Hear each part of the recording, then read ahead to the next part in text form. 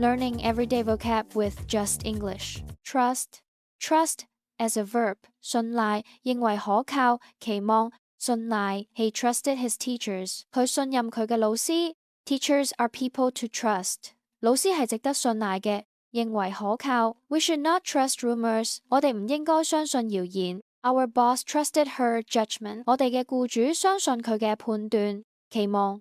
I trust that you can work with the other forwards. 我希望你可以同其他前鋒合作。We trust that she is a good partner. 我哋期望佢係一個好拍檔。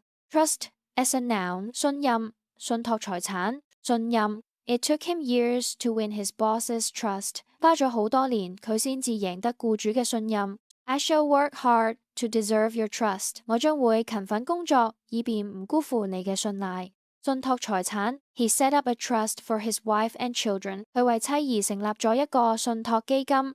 多謝收睇，請點讚、分享、收藏、重溫。